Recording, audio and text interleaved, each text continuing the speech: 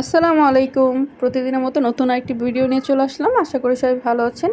আলহামদুলিল্লাহ আমরাও ভালো আছি। তো আজকে ভিডিওটা সকাল থেকে শুরু করতেছি। আমি প্রতিদিনই আমার ডেইলি ব্লগ শেয়ার করি। তো যাদের ভালো লাগে তারা আমার পেজটাতে ফলো দিয়ে রাখবেন। আর ইউটিউব চ্যানেল থেকে দেখলে অবশ্যই একটু সাবস্ক্রাইব করে রাখবেন। আজকে সকালবেলায় ইমুর জন্য পান্তা ভাত মাখাইতেছিলাম। তো একটু ঘুম থেকে উঠেই ইমু দেখি বাসায় আসছিল একটা প্রয়োজনে। তো ওর জন্য পান্তা ভাত মাখাই দিছি। আর আমার জন্য সিঙ্গারা নিয়ে আসছে। ইমু তো জানে যে আমি পান্তা ভাত খাইতে পারি না, আমার কাছে ভালো লাগে না। তো আমরা যখন খাওয়া দাওয়া করতেছিলাম তখন আনাজ ঘুমাইতেছিল। তো আনাজ ঘুম থেকে ওঠার পরে আমি মশারি টশি সব তুলে নিছি, চাদরও চেঞ্জ করে নিয়েছি আজকে। তো এখন একটু কেমন মেঘলা মেঘলা ভাব। তো আমি কাপড় চোপড়গুলো নিয়ে আসার চেষ্টা করব। তো আনাসে কাপড় চোপড়গুলোতে সবসময় ক্লিপ দেওয়া থাকে। আর বলতে না বলতেই বৃষ্টি শুরু হয়ে গেছে। তো ইমু বাসা থেকে চলে গেছে। আমি চিন্তা করতেছি যে মানে মাত্রই তো বের হয়েছে, তো আর এখন মনে হয় কয়টা বাজে, 11টা 11:30 মতো বাজে। এখন কি জোরে বৃষ্টি হইতেছে। আর সকালবেলা একটু গরম লাগতেছিল, তো এখন আবার বৃষ্টি হইতেছে। মানে আজকের ওয়েদারটাই জানি কেমন, একটু গরম একটু বৃষ্টি একটু ঠান্ডা, মানে একটু অন্যরকম ওয়েদার। ভালো, বৃষ্টি হইলে ঠান্ডা লাগলে ভালোই লাগে, কিন্তু গরম হইলে ভালো লাগে না। তো আমার বারান্দা থেকে এরকম বৃষ্টি ভালোই দেখা যায়, মোটামুটি আশেপাশে কোনো বিল্ডিং নাই।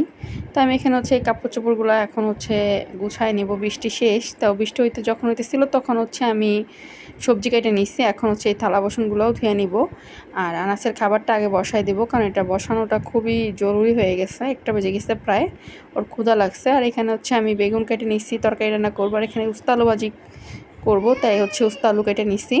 তো আনাসের খাবার ইদানিং একটু কাঁচামরিচ দেই, একটু ঝাল খাওয়ানো অভ্যাস করতেছি।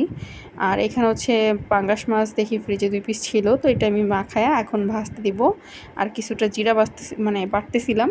তো পেঁয়াজ আর জিরা বেটে নিব। আর এখানে আমি মাছটা তেলে দিয়ে দিলাম। তো এখানে অল্প করেই মাছ আছে, তাই অল্প করেই দিলাম। বেশি থাকলে অবশ্যই বেশি দিতাম, কিন্তু মানে এখন মাসের শেষ, তাই বাজারও তো নাই ফ্রিজে। তো এখানে জিরা আর পেঁয়াজ দিয়ে আমি ওই তেলেই দিয়ে দিছি মাছটা উঠায়। জাস্ট পরে একটু হলুদ লবণ আর মরিচ দিয়ে দিছি। এখানে যে বেগুনগুলো আমি ভালো করে ধুয়ে নিচ্ছি। এখন বেগুনগুলো দিয়ে দিব।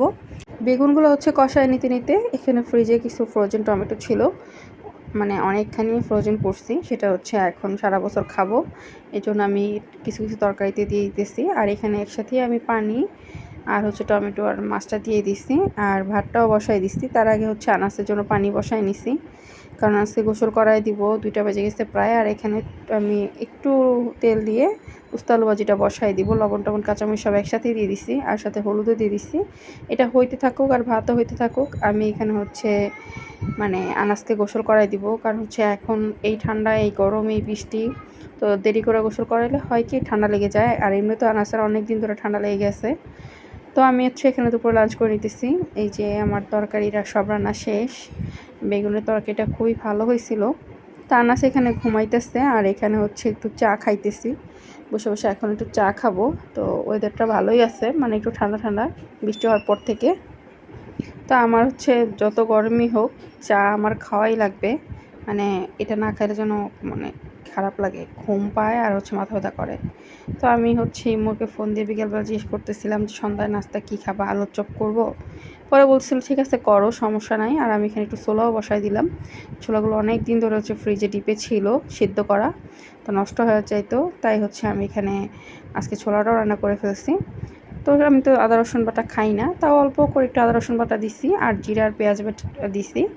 আর যা যা দেওয়া লাগে, আলু দিইনি আজকে, কিন্তু এমনি মানে হলুদ লবণ মরিচ যা ছিল সব দিছি। আর কাঁচামরিচ দিছি, আর ফ্রোজেন টমেটো কিছু দিব। তো এখানে আমার আলুটাও সিদ্ধ হয়ে গেছে। এখন আমি আলুটা ভর্তা বানাইতে যাব। শুকনো মরিচ তেলে নিছি। আর আমি ওইখানে রেখে আসছি, মানে ছোলাটা হইতে থাকুক। তো এখানে আমি আলুগুলো এখন মাখায়া ভর্তা করে নিব। তো একটু বেশি করেই বানাইছিলাম। ভাবছিলাম রাতে আলু ভর্তা খাবো, পরে আর আলু ভর্তা খাওয়া হয় নাই। গরম গরম আলুর চপই খাওয়া হয়ে গেছে। তো এই যে আমার আলুর চপের শেপগুলো এরকমই। তো আমি এখানে ছোলাগুলাও প্রায় হয়ে গেছে। আমি একটু পানি দিয়ে আসছিলাম যে এখন আমি একটু তেঁতুলের টক দিব। আসলে তেঁতুলের টক দিলে ছোলাটা খাইতে খুবই মজা লাগে। তো আমি আগে ভালো করে নাড়াচাড়া করে শেষের দিকে দিব, এখনই দিব না, মানে আমি একটু শেষের দিকে দিব। তো আমার এখানে আগে আমি আলুর চপগুলো বানায় নিই। আর আমি তেঁতুলটাও ভিজায় রাখছি, আলুর চপের শেপ হয়ে গেছে, বেসন গোলায় নিচ্ছি। আর এই যে তেঁতুলটা ভিজায় রাখছি যেটা, সেটা আমি পরে দিব, এটা আমি এখন দিব না। তো আমি এখানে ইচ্ছা আলুর চপ খাইতেছিলাম, আর ছোলাও হয়ে গেছে। আর ইম্মুকে ফোন দিয়া বললাম যে বাসায় আসো, আলুর চপ হয়ে গেছে, ছোলা হয়ে গেছে, গরম গরম খায় যাও। তো এই যে ছোলাও খাই নিতেছি, আর ছোলাটা মজাও হয়েছে। তো যাই হোক, আজকের মতো ভিডিওটা এ পর্যন্তই। সবাই ভালো থাকবেন, সুস্থ থাকবেন। আল্লাহ হাফেজ।